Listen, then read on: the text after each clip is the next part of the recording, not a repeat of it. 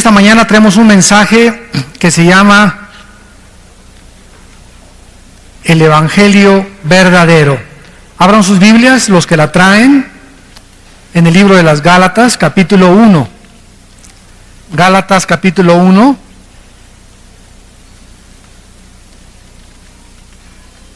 Y vamos a ver este mensaje acerca de el Evangelio verdadero, para que podamos ubicarnos y poder entender también la forma en la que el Evangelio que se está predicando actualmente no es el Evangelio.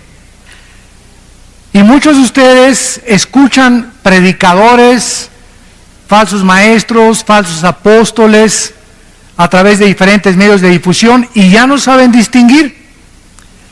Ya dentro del mismo cristianismo ya no se distingue si lo que se está predicando es el Evangelio o es el Evangelio adulterado, o es el Evangelio que ya no proviene de las Sagradas Escrituras, sino de invenciones humanas. En esta carta a los Gálatas, el propósito del apóstol Pablo fue precisamente vindicar el Evangelio de la gracia de Dios. Si alguna persona en este momento preguntara cuál es la diferencia entre las religiones y el cristianismo, la diferencia es que las religiones predican un evangelio de obras o de esfuerzos humanos para la salvación. En otras palabras, todas las religiones son la salvación por medio de esfuerzos humanos. Y el cristianismo predica la salvación por la gracia de Dios. ¿Ya ven la diferencia? Todas las religiones necesitan predicar que se necesita hacer algo, portarse bien, hacer buenas obras, tener ritos, bautizarse, miércoles de ceniza, cumplir con esto, cumplir con aquello. Y cuando venimos al Evangelio de la gracia de Dios, inmediatamente existe un shock, porque estamos acostumbrados a, no, yo tengo que hacer algo para poder salvarme. No es tan fácil la salvación. Necesito hacer algo para poder ser aceptado por Dios. En el tiempo de Pablo, en la carta a los Gálatas, comenzaron a infiltrarse maestros judaizantes que comenzaron a enseñar dos herejías. Una, que la persona era salva parcialmente por la fe, mas también se tenía que portar bien. Síganme con mucho cuidado. Que la persona soy salvo por la gracia, pero después de que soy salvo, necesito hacer buenas obras o mantener yo mi salvación, porque si no, pierdo mi salvación. Esto es un evangelio falso, porque el evangelio de la gracia es la salvación más nada. Hemos tenido a Cristo, y de ahí en adelante las buenas obras no son para ganarnos el favor de Dios, no son para poder tratar de alcanzarlas, porque ya estamos salvados, ya hemos sido aceptados por Dios. Las buenas obras son el resultado, el fruto, el producto de que verdaderamente somos salvos, porque la fe sin obras está muerta. Pero yo no puedo decir, es que si hago alguna obra mala o algún pecado después de que me convertí, puedo perder la salvación. Y en segundo lugar, la otra herejía que se enseñaba era que una persona creía parcialmente ser salva por la fe y también parcialmente por sus esfuerzos. En otras palabras, una persona tenía que creer en Cristo, pero también bautizarse, cumplir con la circuncisión, seguir el Shabbat o el sábado, las fiestas judías, membresía de alguna iglesia, o que necesita el bautismo del Espíritu Santo, o que necesita todas estas cosas, santos de Dios. Todas estas cosas estaban alterando, estaban completamente adulterando el Evangelio de la gracia de Dios. Qué triste es, ¿verdad?, que cuando tú recibes a Cristo, una persona te diga, pues es que te falta esto, o te falta aquello, o te falta este don para tener al Espíritu Santo. Qué triste, ¿verdad? Que pueda realmente la cristiandad crecer bajo esta atmósfera y no entender realmente qué es el Evangelio de la gracia de Dios. Por supuesto que este no era el Evangelio que Pablo había predicado. El verdadero Evangelio nos enseña que la salvación es únicamente por la fe, sin ninguna obra que se le pueda añadir, porque estamos completos en Cristo. Estamos completos en Cristo, dice Colosenses 2:10. No necesito ya nada más que crecer en la gracia. Después de que te conviertas, necesitas el desarrollo de tu crecimiento y se llama la santificación. Cuando nos convertimos, fuimos justificados por la fe. Romanos 5:1. Dios te declara justo aunque no lo seas. Te acredita la justicia gracias al sacrificio de su Hijo en la cruz. Esto se llama la justificación. Número 2, ya que hemos sido justificados por la fe o salvados, viene la santificación. Dice 1 Pedro 1, sean santos, porque yo soy santo. O sea, somos santos ante los ojos de Dios. Ahora dice Dios, vive con el carácter que es de Dios, que es la santidad. Ahora vive una vida diferente y apartada del pecado, lucha contra el pecado, guerrea contra el pecado, porque vamos a vivir toda la vida hasta que Cristo venga en una guerra mortal contra el pecado. Entonces la justificación nos justifica y ante Dios no somos jamás culpables. Cristo murió por los pecados pasados, presentes y futuros. Y si alguien dice, bueno, si no pierdo la salvación o Cristo pagó por todos mis pecados, puedo vivir como yo quiera. Espérame tantito. Si una persona expresa eso, no es salva. Porque una persona que recibe a Cristo ha conocido la gracia, la misericordia de Dios, que nos constriñe y nos mueve a comenzar a seguir a Cristo y a tratar de vivir una vida diferente con el poder del Espíritu Santo. Y después de la santificación sigue la glorificación. Cuando Él venga, Efesios 1, 13 y 14, nuestro cuerpo será resucitado.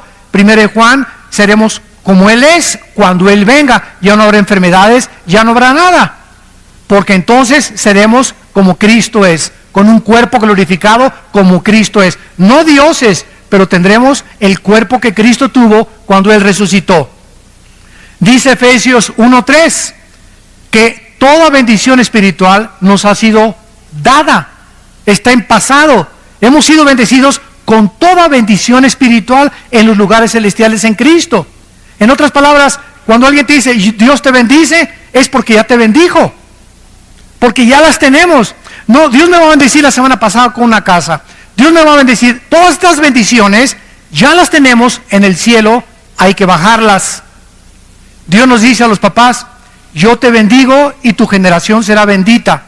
Yo sé que mis hijos serán benditos. Y puedes tener un hijo que no camina con el Señor, o una hija que no camina con el Señor ahorita, pero la Biblia dice que Dios ya bendijo a tus hijos porque tu generación será bendita. ¿Qué tienes que hacer? Seguir orando por ellos hasta que veas la promesa cumplida. 2, darles ejemplo, porque si no hay un ejemplo, la promesa no viene. Entonces tenemos que entender esto, que necesitamos caminar con Dios para poder, es como un cheque que nos deja Dios al portador. Lo único que tengo que es llenarlo, ir al banco y cobrarlo. Todo el dinero de mi papá me lo dejó en el banco. Solamente tengo que ir al banco y decirle, este dinero es mío, dénmelo. Todas las bendiciones están en el cielo y a Dios nos las dejó en el banco celestial. Ahora tenemos que bajarlas, pero está estipulado en el testamento que Cristo hizo, ¿verdad?, que estas bendiciones son apropiadas por medio de la fe. No se puede merecer la salvación, no se puede ganar la salvación, somos salvados por la gracia y por el sacrificio de Jesucristo. Pablo visita en su primer viaje misionero a la iglesia de Galacia, Hechos capítulo 18, 22 y 23, y le fue prohibido por el Espíritu Santo predicar en Galacia. Era una región que se encuentra actualmente en el Asia Menor. Y esta carta a los Gálatas se considera teológicamente como la carta magna de la iglesia, porque Dios ha usado este mensaje para sacudir al mundo en varios o tal vez en casi todos los avivamientos del pasado. El gran despertamiento espiritual de la Reforma, cuando Martín Lutero leyó la carta a los Gálatas, incendió su corazón y entendió que la salvación es únicamente por la gracia de Dios.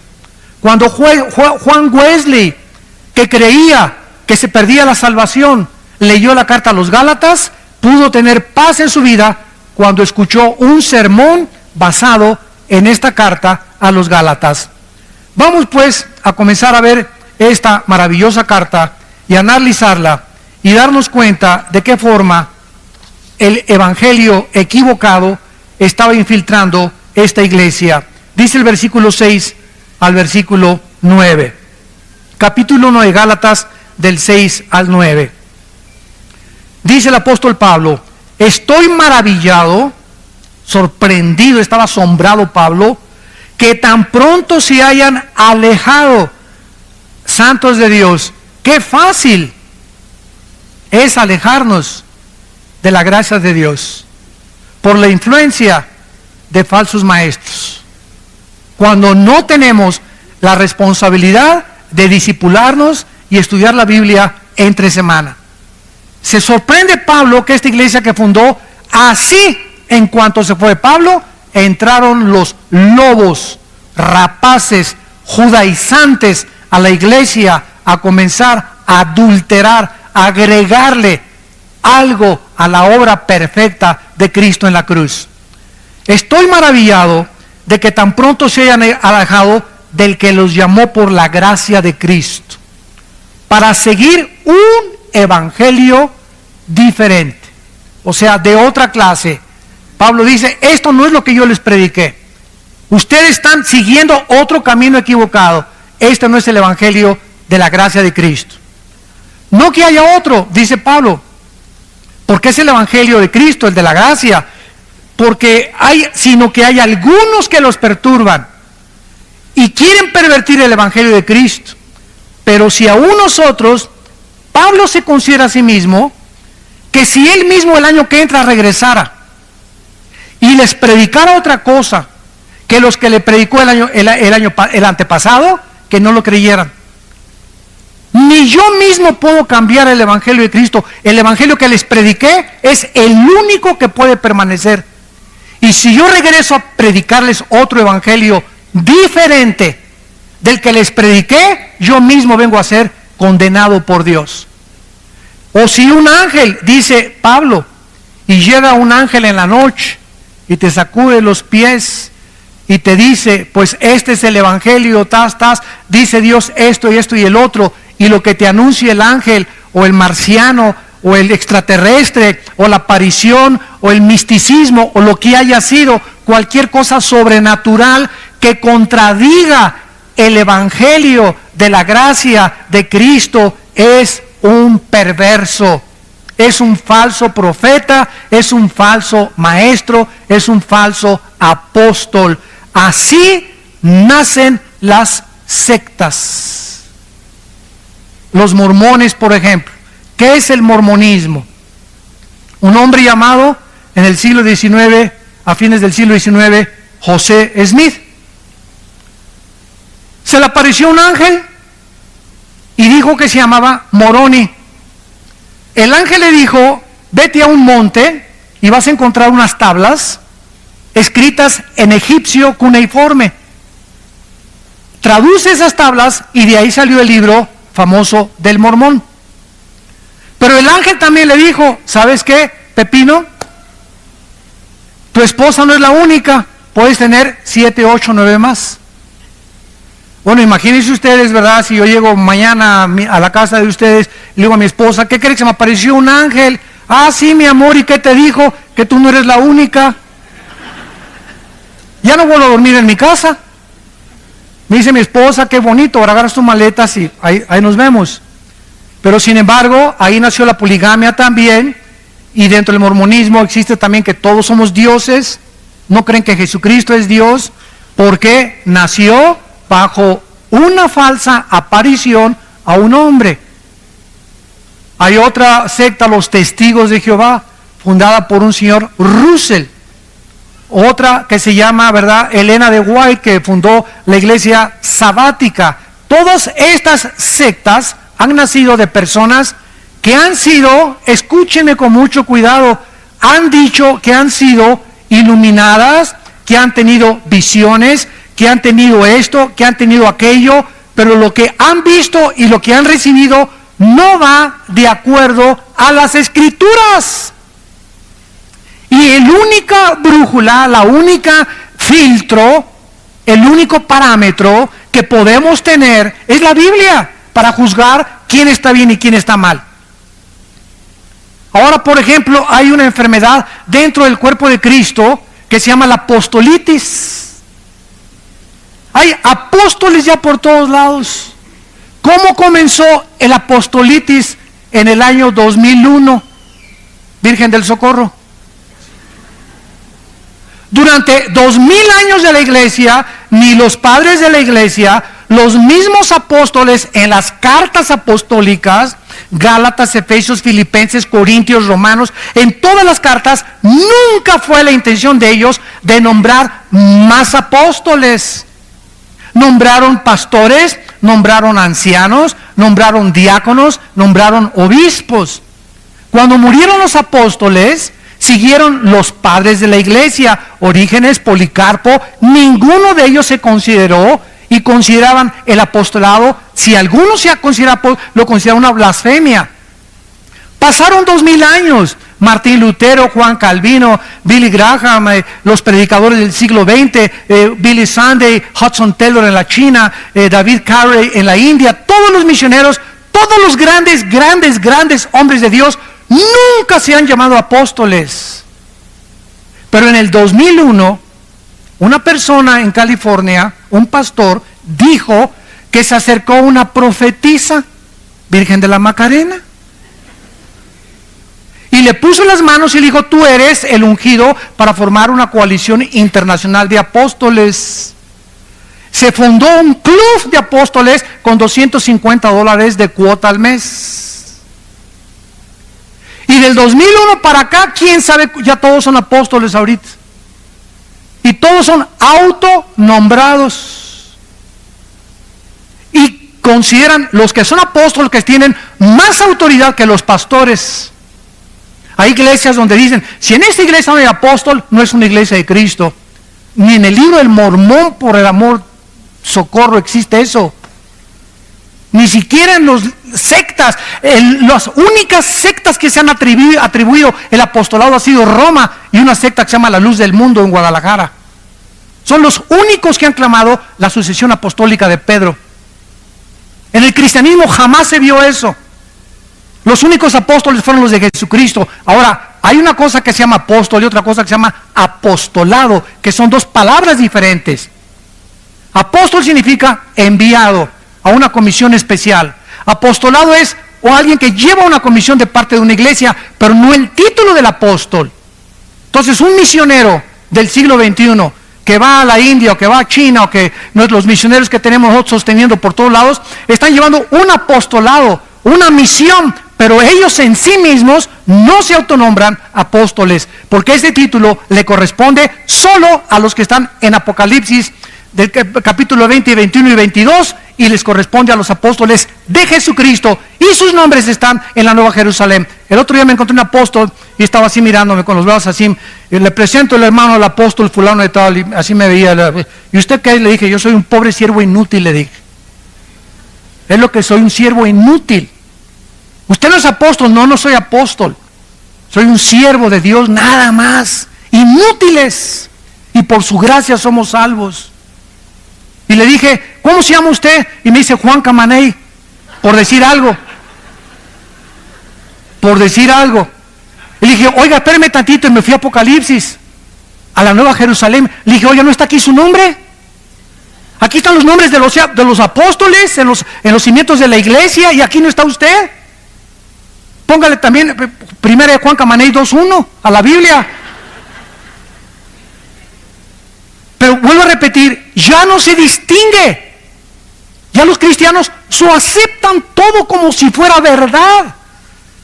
Y ya es algo que ya cunde como una infección por todo el cuerpo de Cristo y nadie protesta, nadie levanta la voz, nadie dice, la Biblia dice.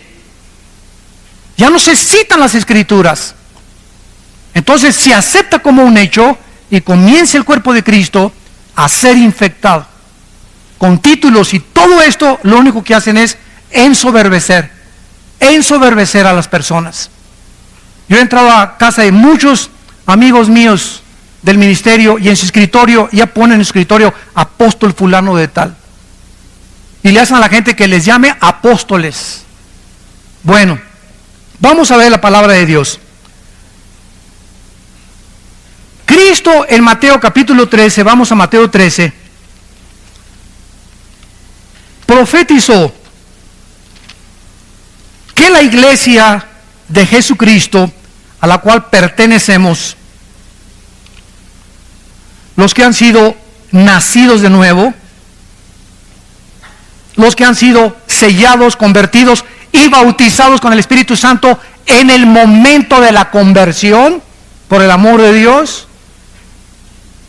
El bautismo del Espíritu Santo aparece en 1 Corintios 12, 13, en Romanos capítulo 6. Jamás en ninguna de las cartas apostólicas se le manda a nadie bautizarse con el Espíritu Santo. Eso no está ni en la Biblia de los mormones. El bautismo del Espíritu Santo es la operación a través de la cual el Espíritu Santo nos coloca, nos funde en el momento de Cristo, y cuando yo me convierto recibo todo el paquete: bautizado, sellado, nacido de nuevo, estoy completo en Cristo con todos los beneficios espirituales. Ahora solamente me requiere crecer. No necesito nada más que crecer en Cristo. Nada más que crecer en Cristo. Ya la iglesia está dividida. Los que tienen el bautismo del Espíritu Santo, los que no lo tienen. Los que no lo tienen están a la mitad. Los que lo tienen están completos. Y como no lo tienen, y como no muchos saben, y eso, ¿qué es eso? ¿Con qué se come? Pásenle aquí a recibir el bautismo del Espíritu Santo. Ahora se invita a la gente a que pasen a recibir el bautismo del Espíritu Santo. Y la gente no sabe ni lo que está haciendo, ni qué es el bautismo del Espíritu Santo. Se nos manda en Efesios ser llenos del Espíritu Santo, que es muy diferente. Pero imagínense cristianos incompletos. A ver, esta fila son los que ya nacieron de nuevo, ya fueron sellados con el Espíritu Santo, ya pertenecen al reino de Dios, pero no tienen el bautismo del Espíritu Santo. Y estos son los que tienen el Espíritu Santo porque hablan en lenguas, porque cayeron al suelo y se revolcaron como pepita en comal en el suelo cuando se cayeron. Entonces la iglesia ya está dividida: los que lo tienen, los que no lo tienen. Los que no lo tienen están incompletos, les falta algo. Espérame tantito, esto es una herejía. No nos falta nada. Estamos completos. Colosenses 2:10 en Cristo. Dice en 2 de Pedro capítulo 1, todas las cosas que pertenecen a la vida de la piedad, versículo 3 en adelante, todas las cosas que pertenecen a la vida de la piedad nos han sido dadas, pasado. O sea, todo lo que pertenece a la vida cristiana ya nos dio el paquete cuando me convertí a Cristo, como un niño cuando nace.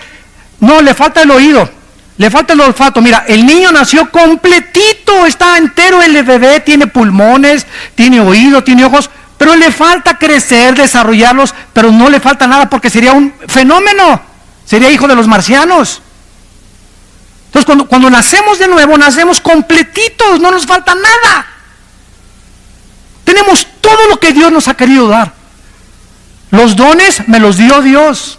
No llega alguien, me pone las manos y me da los dones. Ya recibí el paquete, ahora tengo que descubrir cuáles son mis dones. Hitler dijo esto: cuando una mentira se predica 100 años, se acaba aceptando como una verdad. Y se ha predicado tanto y tanto desde los 80s. Desde los 80s. Esto antes de los 70s no existía. Desde los 80s comenzó a predicarse.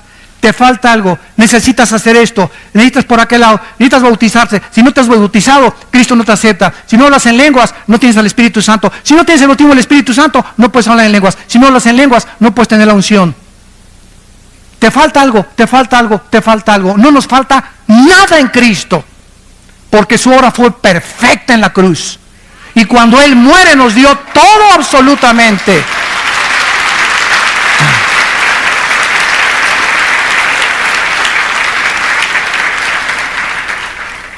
Cristo nos advierte en Mateo 13, versículo 24, le refirió otra parábola diciendo: el reino de los cielos es semejante a un hombre que salió y sembró buena semilla en su campo, pero mientras dormían los hombres, vino su enemigo y sembró cizaña entre el trigo y se fue.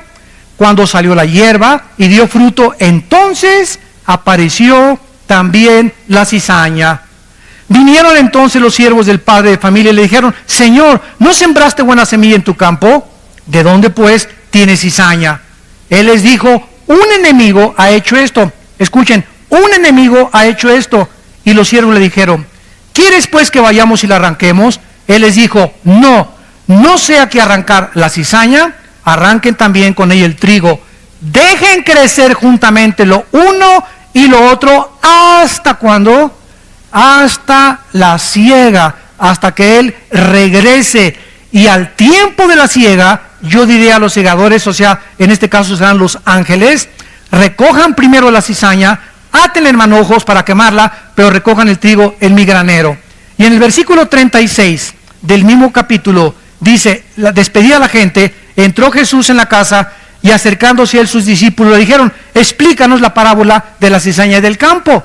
O sea, ¿qué nos quieres decir con que el enemigo llegó y sembró la cizaña? ¿Qué es todo esto? Respondiendo él les dijo: el que siembra la buena cizaña es el Hijo del Hombre. El campo es el mundo. La buena cizaña son los hijos del reino. La cizaña, ¿quiénes son?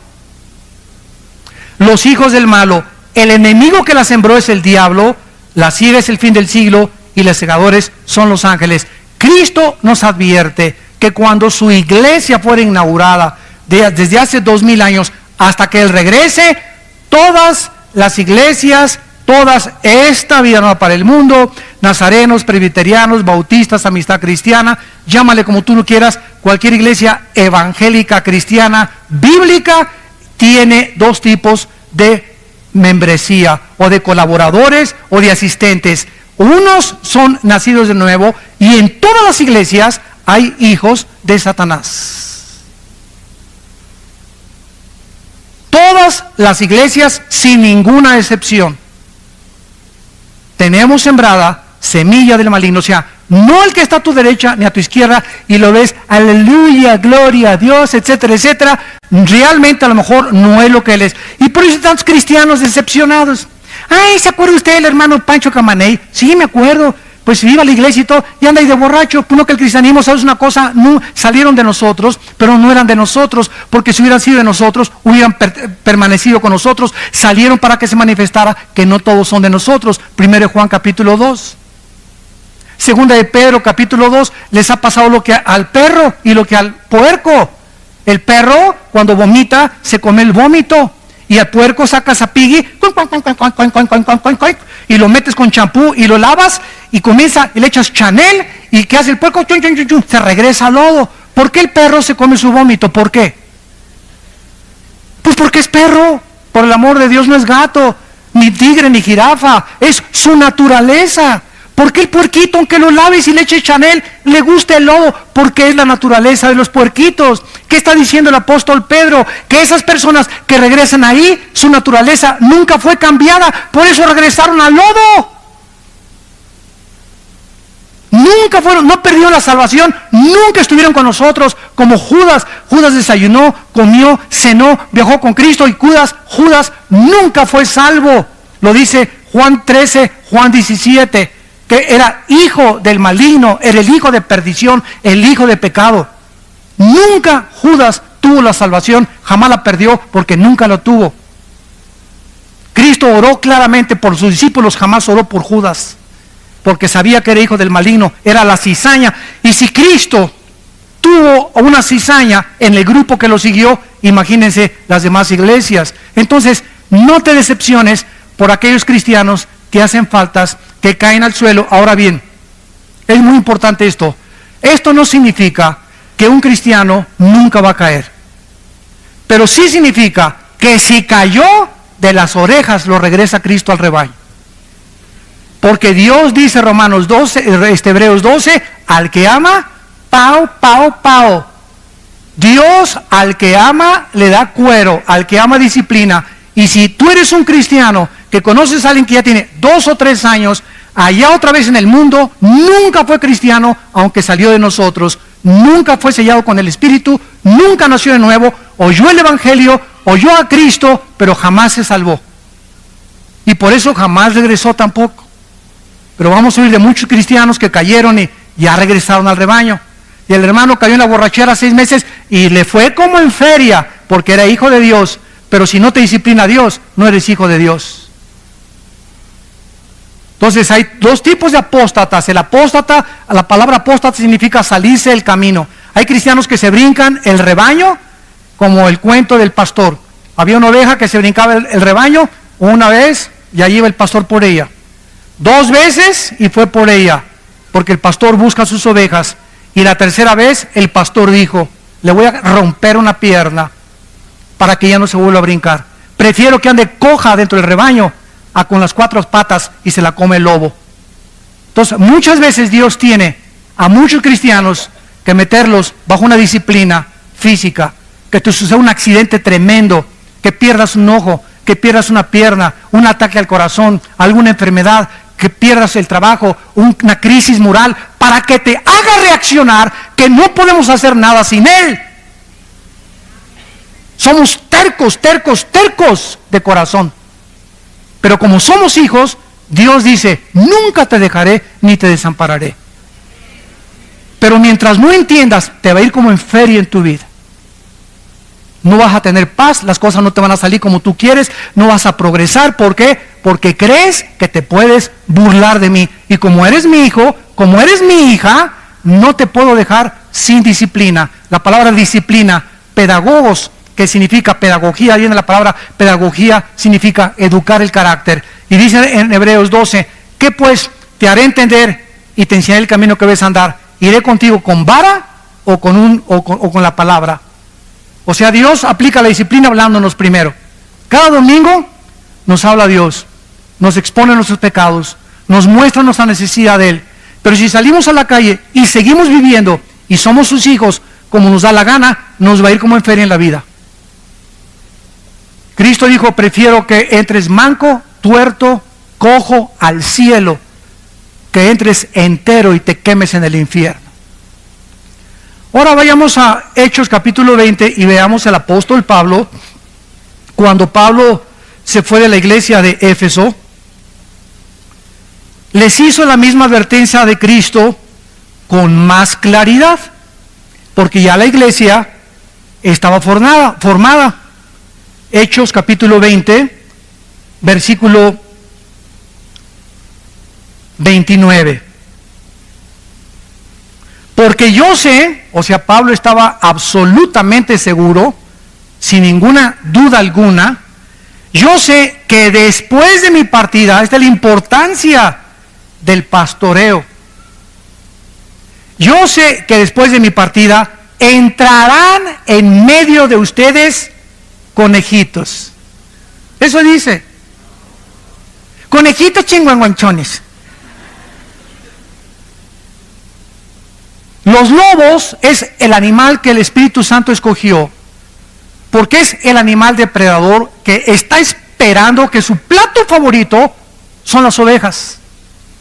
Entonces el Espíritu Santo usa el animal más sanguinario que hay contra las ovejas, y porque somos las ovejas nosotros, para que podamos entender que cuando salimos de la iglesia hay cantidad de lobos dentro y afuera que están esperando decirte cuando salgas, lo que dijo el predicador no es cierto, son mentiras, no te lo creas, está exagerando. Ay, ¿a poco no vas a tener relaciones sexuales con tu novio? Están exagerando en la iglesia. No seas tonta, te van a decir, la virgen dejada a los 30 años de edad.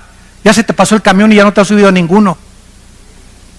Va a haber cantidad de personas disfrazadas con ángeles de luz, que son lobos rapaces.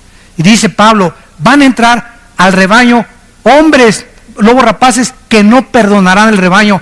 Y de ustedes mismos, o sea, Aquí están los enemigos.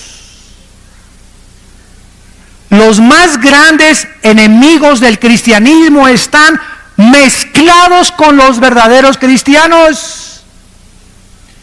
Porque es la forma de hacer más daño al enemigo. Cuando el enemigo en la Segunda Guerra Mundial mandó personas a Rusia, cuando los alemanes mandaron espías a Rusia, o cuando Estados Unidos mandó espías a Alemania, iban disfrazados de alemanes, infiltrados en las filas de los nazis, para que pudieran detectar lo que decían y transmitírselo a Estados Unidos. Los espías son las personas más preparadas de cualquier nación.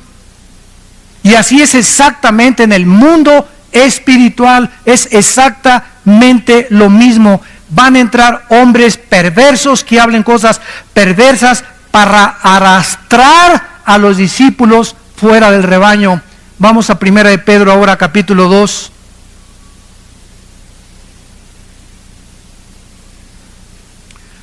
Perdón, 2 de Pedro 2. 2 de Pedro capítulo 2. Ya vimos a Cristo. Ya vimos a Pablo. Todos los apóstoles haciendo la misma advertencia. Cuídense del falso evangelio. 2 de Pedro 2. Pero hubo también falsos profetas, como habrá entre ustedes falsos maestros. Se nos está advirtiendo, no se desilusionen, no se decepcionen. Ay, todos son una bola de hipócritas. Ay, este y el otro. Y no he visto un cristiano así porque tienes tus ojos en los hombres. Los hombres te fallaron y te van a seguir fallando. No hay ningún Dios entre los hombres más que Cristo. Puestos los ojos, dice Hebreos 12, en Cristo. Si los quitas de Cristo y los pones en los hombres, te vas a desilusionar y te vas a decepcionar. Y si te caes del caballo y te fuiste de la iglesia y no regresaste a la iglesia, dizque con tu front, ¿verdad? Con tu apariencia, no es que pura hipocresía, no es verdad, etcétera, etcétera, es porque nunca fuiste salvo. Ni siquiera te ha disciplinado Dios, es más, hasta te va mejor. Hay gente que se sale de la iglesia y hasta le va mejor. Y ya que quieren lo que quieren, y ya que quieren ese dinero, y ya que quieren el homosexualismo, y ya que quieren tantas mujeres, y ya que quieren el sexo, y se salen y la parranda y la borrachera y las drogas, ya que alcanzan eso, entonces Dios viene y mete el hacha a sus vidas. Para darte cuenta qué locura fue haber abandonado a Dios. Va a haber entre ustedes que dice, falsos maestros, que introducirán, pero miren cómo entran, por amor de Dios, vean, encubiertamente. Cuando un predicador predica una herejía, la maquilla que parezca bonita, la disfraza para que parezca bonita y parezca que es la verdad. Yo puedo leer una revista, por ejemplo, de los Testigos de Jehová, que se llama La Torre del Vigía, y encuentro que el 80% de lo que esa revista dice es verdad, es la Biblia, y el otro 20%, cuidado, ahí está la lombriz de Satanás en la manzana escondida. Predican cosas que son verdad y las mezclan, las cubren con la verdad para que no te des cuenta que ahí va el gusano escondido. Como dijo un predicador, toda manzana del diablo tiene un gusano escondido. Estos falsos maestros van a introducir herejías destructoras, porque las mentiras de Satanás destruyen el alma, te quitan la paz, te llenan de culpa, te llenan de amargura, te llenan de rencor, te llenan de odio, que es la antítesis del fruto del Espíritu Santo. Un cristiano que se sale del rebaño, un cristiano que predica herejías o que oye herejías, es un cristiano rencoroso, amargado, decepcionado, desilusionado, y comienza a tomar y comienza a hacer estas cosas. ¿Por qué? Porque no tuvo la salvación. Y si la tuvo, no tarde en que el Señor le dé, pero le dé duro. Y muchos seguirán sus disoluciones, por causa de los cuales el camino de la verdad será blasfemado. Ahí está la razón. Tú métete a internet y vas a encontrar, ¿verdad?, 1000 ataques contra la mayor parte de los predicadores. Unos son verdad, otros son mentira. ¿Tienes tú la capacidad de distinguir quién es quién? ¿Tienes tú la capacidad de juzgar que lo que se dice ese predicador es verdad? ¿O tienes la capacidad para juzgar que lo que sí dice ese predicador es mentira, que son calumnias del infierno, pero te metes a internet y comienzas a llenar tu mente de puro veneno y de pura cochinada, sin tener el discernimiento ni la madurez para juzgar. ¿Y qué pasa? Te decepcionas. No, pues así está la iglesia, mira nomás y mira este, y te das cuenta, ¿verdad? ¿Por qué? Métete a la Biblia, por favor, no te metas al internet ni al YouTube, porque vas a encontrar puras calumnias. Vuelvo a repetir, unas son verdad, otras no son verdad, pero si no eres maduro, te va a hacer mucho daño, porque te va a confundir y no vas a saber ni siquiera ya qué es verdad y qué es mentira. Será la vieja del otro día. Y miren lo que dice el versículo 3, y por avaricia, esto ha entrado, ¿verdad?, tremendamente. Por avaricia harán mercadería de vosotros con palabras fingidas. Les vendo un pañuelo ungido con aceite de Jerusalén, y a mí qué me importa que sea de Zapotlán, Los Altos, o de Xonacatlán, o del río Lerma, o de Jerusalén. El aceite del Antiguo Testamento era un símbolo del Espíritu Santo. El aceite de Jerusalén no es mágico, ni es una cosa que me va a hechizar. Es aceite de Jerusalén, y el aceite de olivo es igual ahorita, porque ya no tiene ningún significado en el Nuevo Testamento. Voy a ungir mi casa con aceite. ¿De dónde sacaste esto? Ni en el libro del Mormón existe eso.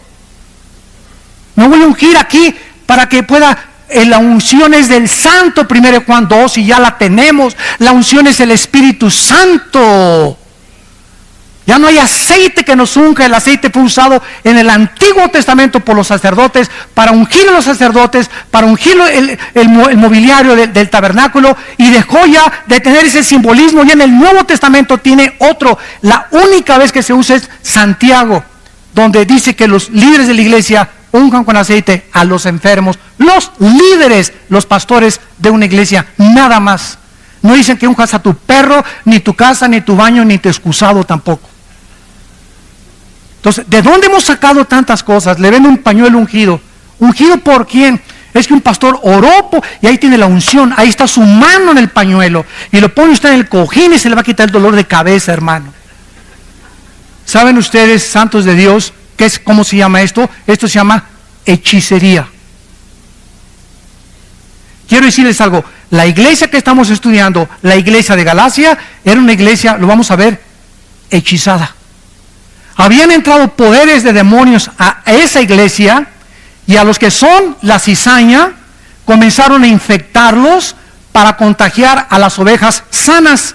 Los que tenían el ébola corrieron para infectar a los sanos. Los sidosos querían infectar a los que no tienen sida, porque el malo no se conforma con la maldad, quiere contagiar a los demás y quiere propagar su maldad a los demás. Esa es la naturaleza autodestructiva del ser humano. Ahora, dice la Biblia claramente, ¿verdad?, que entonces hay una mezcla en la iglesia de cizaña con trigo. Pablo, Pedro, todos, y Pablo estaba maravillado. Regresamos a Gálatas capítulo 1, y se sorprendió Pablo de que rápidamente se habían alejado del evangelio de Cristo. Se estaban volviendo a otro evangelio diferente. Querían perturbar a los cristianos, quitarles la paz, agitarlos para corromper. La palabra pervertir significa corromper, echar a perder el evangelio de la gracia de Dios. ¿Y de qué manera Pablo condena a estos falsos maestros? Versículo 8 y 9. Mas si nosotros somos un ángel del cielo, les anuncia otro evangelio diferente del que les hemos anunciado esta mañana, tienes que haber aprendido, para yo sentirme satisfecho que te he comunicado la verdad, de saber que cuando tú recibes a Cristo, recibiste todo el paquete completo. Por gracia, no hay nada después de Cristo, ni antes de Cristo, que hayamos ganado o que no lo hayamos merecido. Todo es por la gracia de Dios. Cuando recibo a Cristo, nazco de nuevo, me convierto, mi naturaleza es cambiada, tengo la naturaleza antigua, la naturaleza divina ahora de Cristo dentro de mí. Ahora soy bautizado con el Espíritu Santo, 1 Corintios 12:13, por el Espíritu fuimos todos bautizados y a todos se nos dio el mismo Espíritu. Romanos capítulo 12, ¿qué no sabéis que los que han sido bautizados en Cristo han sido bautizados en su muerte? ¿A qué bautismo se refiere Romanos 6, del 1 al 4? ¿A qué bautismo, le pregunto yo a los teólogos? No me salgan con que es el bautismo en agua, porque si me dice que es el bautismo en agua, entonces el bautismo en agua salva, porque no fue lo que nos hizo renacer en Cristo, fue el bautismo del Espíritu Santo, y Efesios lo confirma: una fe, un bautismo. Y no se refiere al bautismo en agua, porque hay muchos cristianos que van a morir sin haber sido bautizados, pasaron de panzazo y van a entrar al cielo. El bautismo solamente es una confirmación pública de algo que te sucedió internamente. Entonces la Biblia habla de una sola fe, un solo bautismo, y ese único bautismo es el bautismo con el Espíritu. Nos colocó, nos fundió, nos amalgamó, nos hizo uno con el cuerpo de Cristo. Entonces tú entiendes eso. Cualquiera que llegue y te diga necesita hablar en lenguas, necesita el bautismo del Espíritu Santo, necesitas guardar el sábado, necesitas guardar las fiestas judías, necesitas disfrazarte de judío, necesitas aprender hebreo, cualquier persona que llegue con estas guacas, tú puedes claramente decirle: ¿sabes una cosa? Necesito crecer nada más en Cristo. Todas las demás cosas me han sido dadas por su divino poder, mediante el conocimiento de aquel que nos llamó, de su gracia y de su suficiencia. Dice Pablo: cualquier persona que trate de predicarles otro evangelio, versículo 9, sea anatema. Esta es una de las condenaciones más grandes que existen en la Biblia. Es una de las más solemnes advertencias en todo el Nuevo Testamento. ¿A quién se le da esta maldición? A los falsos maestros. ¿Por qué? Porque están engañando a millones de personas, conduciendo a miles de personas al infierno, sacándolas del camino verdadero de Cristo. ¿Y saben ustedes cuáles son los motivos de la mayor parte de estos falsos maestros? El dinero, la fama, el poder, la autoexaltación, tener miles de personas. Y ahora creemos que la persona tiene una iglesia de 20,000 personas, o se juntan 40,000 personas con una persona, es una iglesia con éxito. Ahora medimos el éxito por la cantidad de personas y no por la calidad del carácter de las ovejas de esa iglesia, que es una grande diferencia.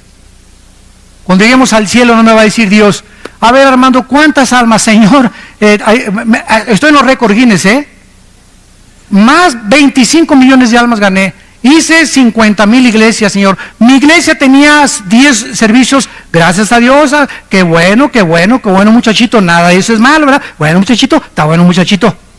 Pero ¿sabes una cosa? Pero tengo contra ti que has perdido tu primer amor. Hiciste muchas obras, muy buenas obras, pero solo una pregunta nos hará Jesús al entrar al cielo. Nunca nos va a preguntar las buenas obras que hicimos, porque las buenas obras que hicimos, o todo lo que alcanzamos y el éxito que logramos y doctorados y todo, estuvo bien, o sea, no estuvo mal, pero eso no es lo principal. Cristo me va a preguntar, al llegar al cielo, ¿cuánto del carácter de Cristo tienes? Dios nos va a preguntar: ¿cuánto del carácter de mi Hijo Jesús tienes? ¿Fuiste manso y humilde de corazón? ¿A quién amaste? Ni a tu perro amaste. ¿Amaste a alguna mujer en tu vida sacrificialmente? ¿Amaste a algún hombre sacrificialmente? ¿Amaste a tus padres sacrificialmente? Hayan sido lo que hayan sido tus padres, el jefe del cartel de no sé dónde, tu mamá la prostituta de Sinaloa, como les llames, no importa lo que tus padres han sido, nunca juzgues a tus padres, hónralos, ámalos y ora por ellos y respétalos para que te vaya bien en la vida.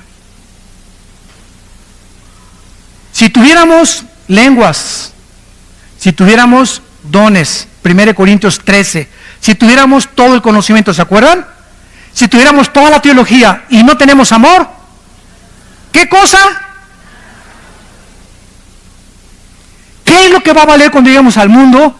¿Cuánto del amor de Cristo manifestamos a la humanidad? ¿A cuántos bendeciste? ¿A cuántos abrazaste? ¿A cuántos niños en el orfanatorio fuiste a ver? ¿A cuántas en el asilo para ancianos? ¿A cuántos presos en la cárcel fuiste con ellos? ¿A cuántos de tus hijos les diste buen ejemplo? Aunque tu esposa no te ha llamado, tú la amaste. Aunque tu esposa no te ha llamado, tú lo amaste. Ese es el amor de Cristo que nos manda la Biblia a tener. Ese es un cristiano. El que ama sin pedir nada a cambio. El que no juzga, el que no condena. Si quieres ver días buenos, guarda tu lengua de hablar el mal y de juzgar a nadie, para que te vaya bien en la vida. Dice en 1 Timoteo 6, para que terminemos, 1 Timoteo 6, el apóstol Pablo, antes de morir, se despide de las iglesias y su más siervo discípulo Timoteo recibe estas palabras. 1 Timoteo 6, del 3 al 5. Si alguno enseña otra cosa, vean ustedes el celo de los apóstoles por la sana doctrina. ¿Y saben lo que se predica ahora? No hablemos de doctrinas porque nos vamos a dividir, cuando es el núcleo del Nuevo Testamento. Yo así me encuentro. No hablemos de doctrinas. Es como no hablemos de religión ni de política, porque no nos vamos a poner de acuerdo. Qué triste, ¿verdad? No hablemos de doctrinas, porque las doctrinas nos dicen, oye, espérame tantito. Mira, podemos ser hermanos si tú hablas en lenguas y yo no hablo en lenguas, pero no me forces que necesito hablar en lenguas para poner el motivo del Espíritu Santo. Tú puedes creer que se pierde la salvación, yo no creo que se pierda la salvación, ¿verdad? Pero tenemos el amor principalmente entre nosotros, y estas pequeñas diferencias que no son esenciales para la salvación, como la salvación por la gracia, pero si tú me dices que si no hablas en lengua no tienes el Espíritu Santo, te condeno y te tacho de hereje. Porque me estás diciendo que soy un cristiano incompleto, o sea, estás adulterando, estás agregando, estás quitándole a la Biblia, porque la Biblia dice en Colosenses 2:10 que estoy completo en Cristo. No me digas que me falta nada, estoy completo en Jesucristo. Y no tiene que haber ninguna manifestación, ni comenzarme a servir así, para saber que tengo el Espíritu Santo, o que alguien pase y me tumbe al suelo y me descalabre. Para demostrar que el Espíritu me ha tocado. Imagínense nada más las barbaridades. Yo les digo con todo mi corazón que si en 15 años Cristo no viene, vamos a tener un papa ya también nosotros. Ya de apóstoles van a brincar a querubines. Si alguno enseña otra cosa y no se conforma a las sanas palabras de nuestro Señor Jesucristo que están aquí en la Biblia y a la doctrina que es conforme a la piedad, está envanecido, nada sabe, delira acerca de cuestiones, contiendas de palabras, y de las cuales nacen envidias, pleitos, blasfemias, malas sospechas, disputas necias de hombres, corruptos de entendimiento, privados de la verdad, que toman la piedad como fuente de ganancia. Apártate de los tales. Padre, te damos gracias por tu palabra en esta tarde. Gracias, Señor, porque no podemos enseñar ninguna otra cosa más que lo que está escrito en tu palabra.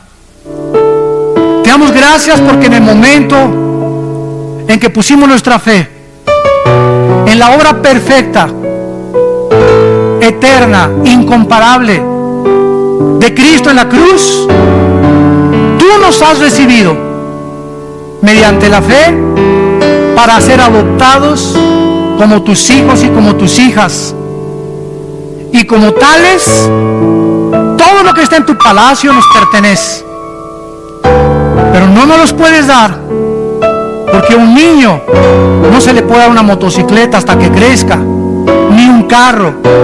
Entonces, mientras vamos creciendo espiritualmente en obediencia a tu palabra, nos irás bendiciendo poco a poco, a poco a poco, porque la bendición viene acompañada de la obediencia a los mandamientos de Dios. Gracias porque estamos completos en Cristo y no nos falta nada. Nada más que crecer en la gracia y el conocimiento de Cristo. Gracias, Señor, porque hemos sido ya bendecidos con toda bendición espiritual. Gracias porque por la gracia, por ese favor inmerecido, podemos ir al cielo sin ninguna obra que le podamos agregar, porque llegaremos y nos quitaremos las coronas. Ni siquiera nos sentiremos merecedores de las coronas que nos vas a dar, porque todo ha sido por tu gracia y tu misericordia. Te bendecimos, Señor, y te damos las gracias en el nombre de Cristo.